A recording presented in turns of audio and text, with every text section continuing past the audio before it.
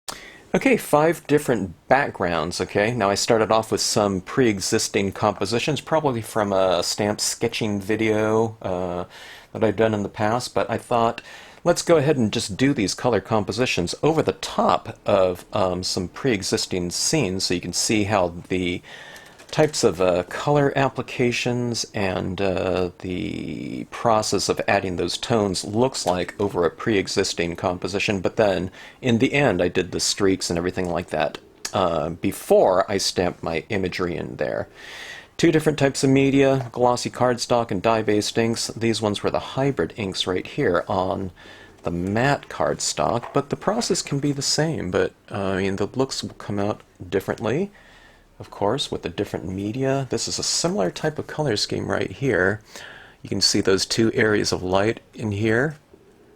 Light source, reflected light, or reflection of the moon. This is just an area of light up here being reflected down here in the water. This one is hybrid inks, and it looks kind of like more of a satin finish, even though this is matte. By the time you add those inks on there, it comes out looking a little bit more satiny. This is your dye-based inks right here. Kind of different looks. This is your, not the same color scheme, but we have these pinks and whatnot running in both of these ones. This one got warmer and moved into the reds. This one moved into the purples, but look at the different looks here. This one's kind of a softer, satiny look, right? And this one I did use some white pigment ink in there. And this one right here was a pre-existing composition that I did before. And you can see this type of streak coming in here, but you might think it looks different, but it's the same type of thing that's running right here. And if I put this like this, it would look more like an aurora borealis type of thing, right? But on this one right here, just to make those greens a little bit more earthy, I ran some browns in there, but I have this streak going in like this from here. It's coming in like that. And this one's coming in like this, right in here. You see that? Right around here. So I have these different streaks coming in like a band of color, and a band of color down there. So I kind of break up this area that would otherwise have a single focus of color lighting like this. You know, you see the circle is right there. See where that kind of area of light is like this? It's about the same type of thing, okay? But on here, I've just kind of broken it up with this streak across here just so it isn't this glowing type of area. And by putting the streak in right here, it kind of highlights the pond down here, right? I'll show you where it also comes into play, this kind of this separation of an otherwise single kind of point of light, okay? So the same type of thing right here is right here. See how I have these kind of 2 areas of light now? If this whole area was completely illuminated in here, the moons wouldn't stand out from each other as much. So I put this kind of this band of color right in here to tone that out. So now we have 2 sources of kind of light in here. Well, this is the source of light and this is the reflected light, but you separate those 2 areas up for a little bit more of a dynamic kind of lighting dialogue rather than just have a single, you know, type of lighting focal point. All right. So anyways, now maybe I will do this one in real time too, but I was going to time lapse it. But all these pieces right here, from start to finish, okay, when you watch this in the video, took about 40 minutes or something like that, so less than 10 minutes each. And some of these I just did from scratch, so it was a full scene. But these ones right here, I mean, these things can be colored really fast. And in doing that type of color process, it really fills up a lot of area very quickly. Now, the difference is between landscape stamping and a lot of the other types of stamping is when someone has this area down here of all water, they have a tendency of filling it all in, okay? So this would be all just toned in and we wouldn't be able to see our light sources anymore. Or something like this where it's a pond, instead of having it a little bit light and a little bit light, a little bit darker, they would fill it all in with the same tone.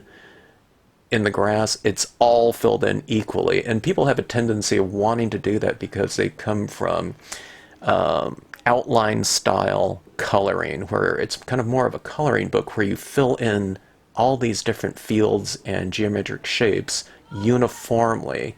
On this one right here, it's just kind of going for that little bit of a transitioning values.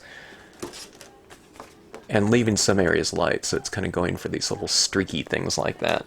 Alright, so anyways, I hope that came in handy for you. If you have any questions, drop me a note in the comment section, and if you like this video, I hope you like, share, and subscribe.